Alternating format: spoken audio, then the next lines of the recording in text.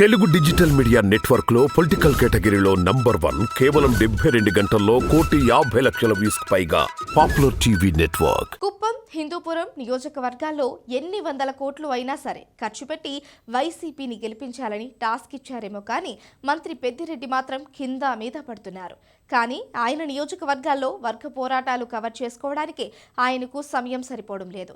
తాజాగా హిందూపురంలో ఆయన ఏకంగా 6 రోజుల పాటు బస చేసి నేతలందరినీ ఏకతాటిపైకి తేవాలని అనుకుంటున్నారు. సోమవారం నుంచి 6 రోజుల పాటు నియోజకవర్గంలో పట్టణం నుంచి పంచాయతీ వరకు, కార్యకర్తల నుంచి నాయకుల వరకు అందరినీ కలవనున్నారు.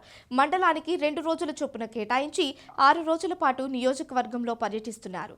గత 20 రోజుల నుంచి మంత్రి వ్యక్తిగత కార్యదర్శితో పాటు చిత్తూరు జిల్లాకు చెందిన ముఖ్య నేతలు నియోజకవర్గంలో ఉన్న నేతలందరినీ కలిశారు. ఇటీవల దీపికారెడ్డి అనే నేతను ఇన్ఛార్జిగా పెట్టారు. కానీ ఆమె పనితీరుపై నమ్మకం కుదరలేదు. దీంతో అందరితో మాట్లాడి పరిస్థితుల్ని చక్కదిద్దేందుకు పెద్దిరెడ్డి 6 రోజులు మకాం వేస్తున్నారు. నవీన్ నిశ్చల్తో పాటు ఎమ్మెల్సీ మహమ్మద్ ఇక్బాల్ ప్రస్తుత సమన్వయకర్త దీపిక అభ్యర్థిత్వాన్ని తీవ్రంగా వ్యతిరేకిస్తున్నారు. Municipal chairperson Indraja, vice chairperson Balaram Reddy కూడా టికెట్ కోసం తమ వంతు ప్రయత్నాలు సాగిస్తున్నారు.